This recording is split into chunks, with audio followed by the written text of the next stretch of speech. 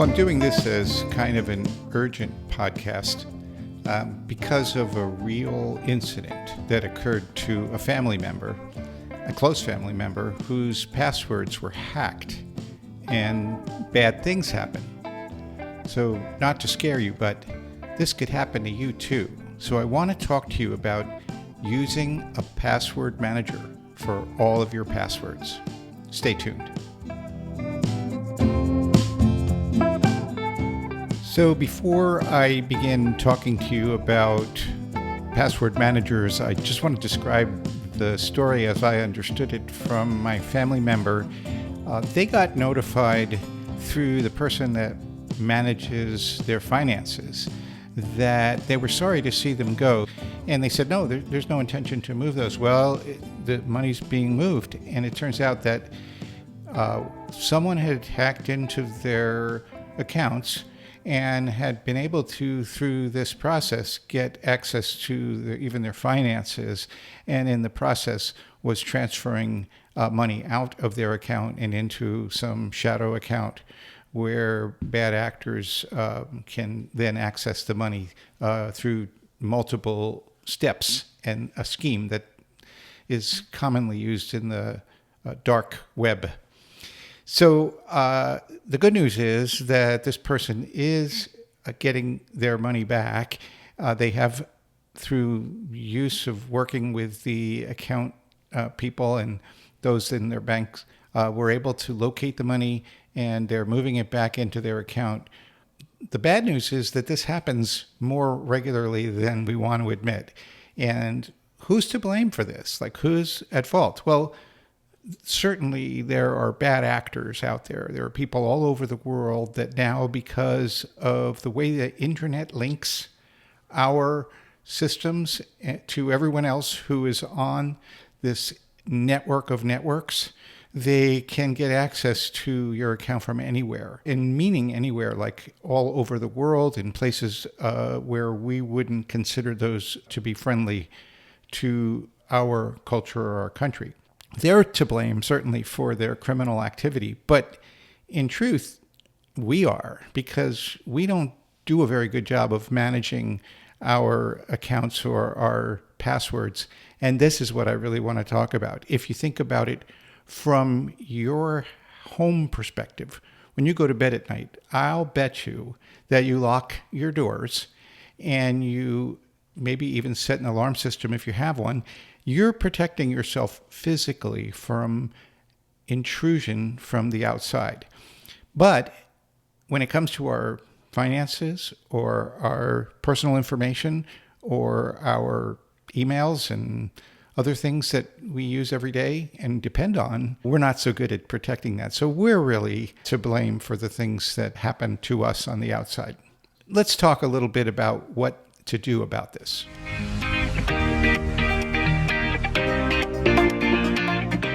Well, my recommendation is to use a tool to manage your passwords. And I don't mean an Excel spreadsheet or a notebook in your drawer, because neither of these are very secure. And you'll find out that it quickly becomes unmanageable to do things that way.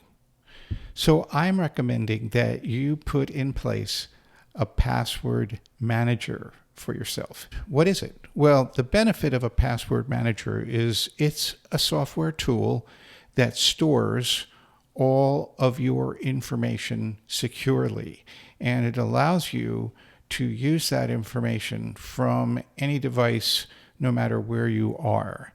Some of the suggestions for the best of the password managers, at least in 2026, when I'm recording this, the top ones are companies by the name of Bitwarden, 1Password, NordPass.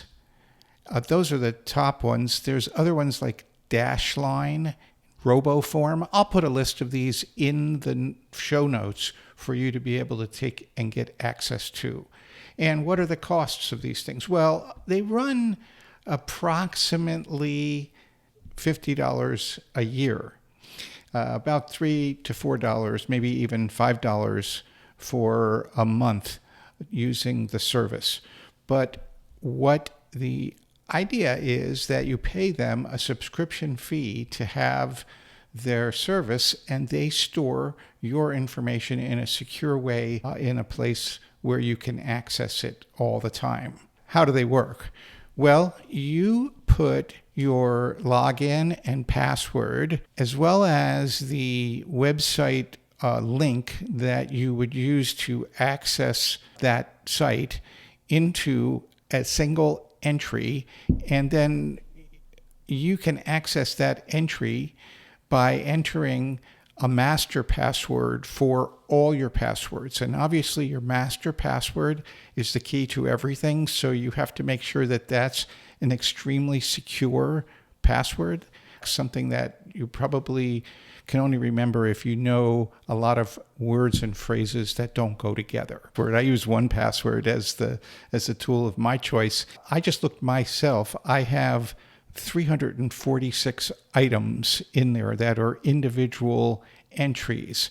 Just shows how passwords have gotten completely out of control. They're just, everybody has one. And the big risk is that because we don't know how to manage them, or we're not using a tool, we will oftentimes, this is common, use the same password on a lot of different systems, or something very, very similar from one to the other.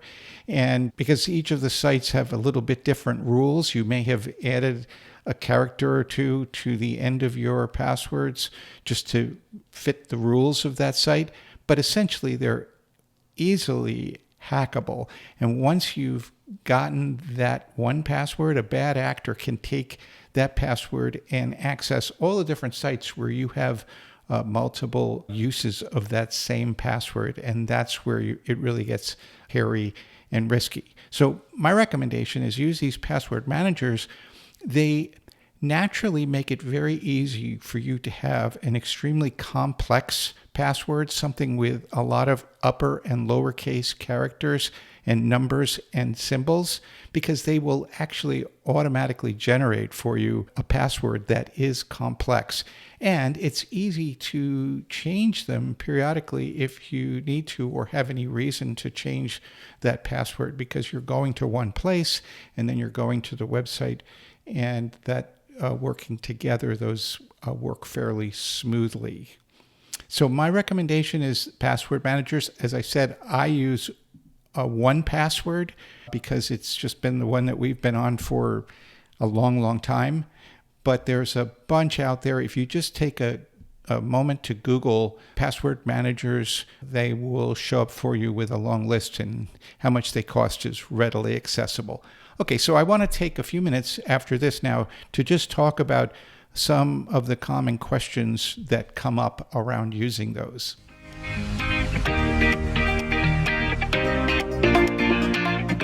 Here are some common questions that come to my mind, at least as far as using a password manager. Number one, can I store things other than a login? And the answer to that is yes. Think of it as a credential manager.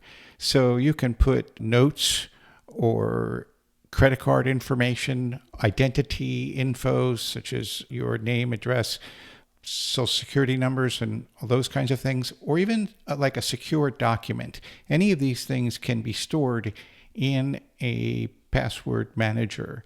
And that makes it really handy, so you could take all the very secure stuff that you want and put it away where at least you'll know you can be able to access it by entering your master password. Okay, second question, why not use Apple or Google? They all have their own password managers that work right inside their ecosystem. And that's fine. If you are using and are an entirely Apple person, it sometimes makes sense to do that. Or if you are Android and you use Windows computers, you can do the same kind of thing by using those companies' password managers. The problem comes in a couple of areas. One is that if you do choose to get another device that isn't associated with one of those two product lines, then it makes it more difficult for you to be able to do the same password access from that device as you could from, say, all of your Apple devices. The other problem, and we run into this in our home, is that there's two of us. And so with the fact that we both have a lot of common systems that we access and share the passwords for, it just doesn't make sense for two people to have a full collection of separate passwords. And Apple doesn't make it easy for you to share the credentials across two different user IDs or Apple IDs. And I think the same is true with Google. So that's part of the reason why getting a third-party app that is separate from your products and devices makes some sense, because it is transferable. Plus, if you're at a friend or neighbor's house and you don't have your device handy, you can also get into your password manager through the internet using your master password, of course, and get access to the system that you want to get access to. Not that it happens a lot, but if you happen to lose your device or have a problem where you needed to access something and you didn't have it with you, you might have that happen to you. Okay, question number 3.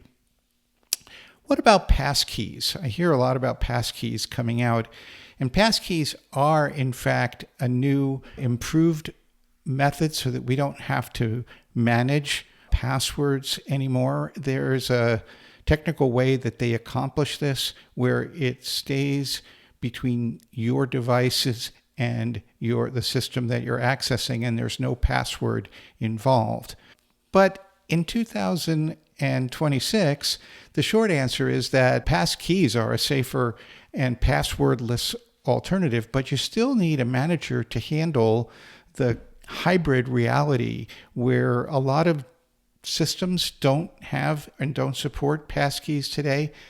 And so you can think of your 1Password or your password manager as a credential manager in this time period, where they store both your old passwords and new passkeys in one single vault. And you're sort of in this in-between phase where you have this cross-platform freedom and you can share your logins that are inherently tied to biometrics. That's what passkeys involve, meaning your fingerprint or your face is used. These passkeys have a secure way of keeping you from having to remember a password, but they're not everywhere yet today.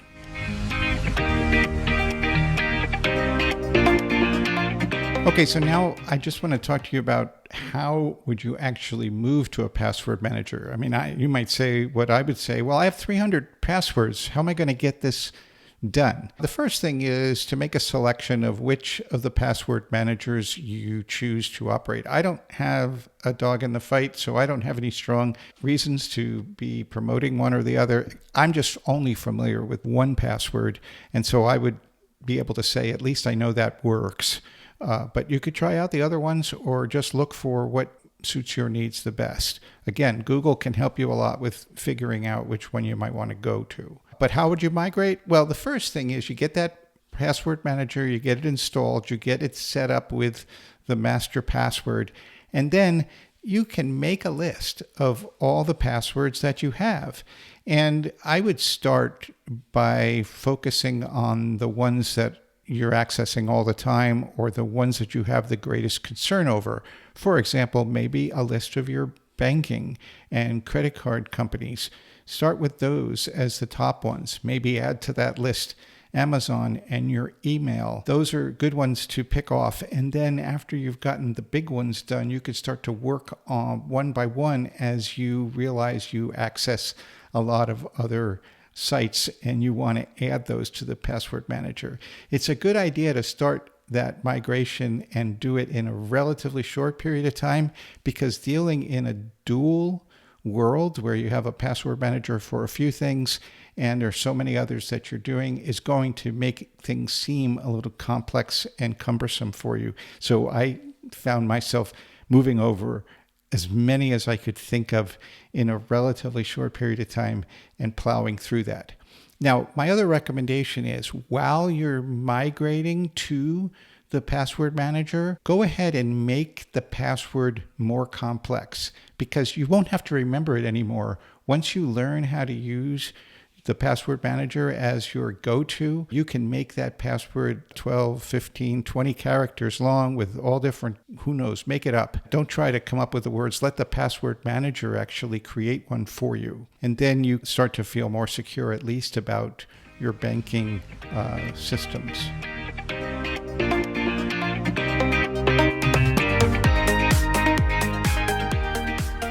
I would guess you might wonder what's the big advantage here. Well, obviously you're going for security, so there's a lot of pluses that come from moving to a platform like this. And you should know that these platforms, these tools, have a bunch of sub-tools right in there that can help you to learn about where your vulnerabilities are once you get things migrated into the system. And so I just took a look into 1Password just to see some of the tools that were there.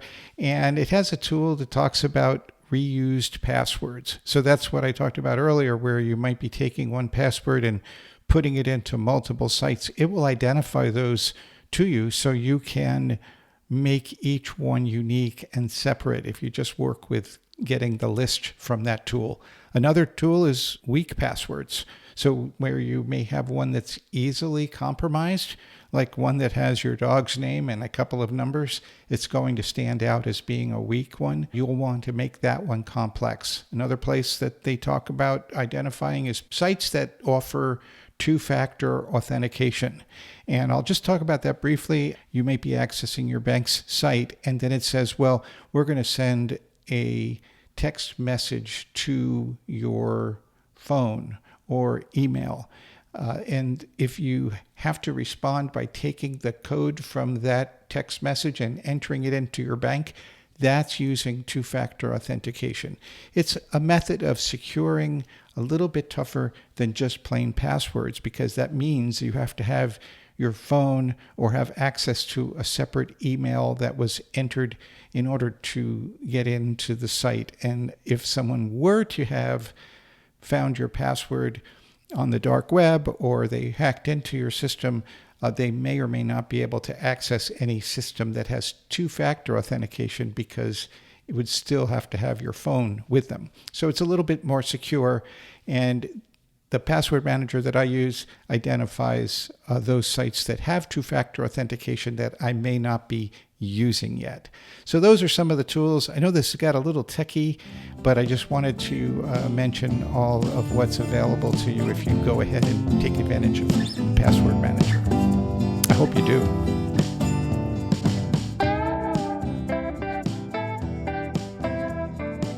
Well, that's about it for this topic.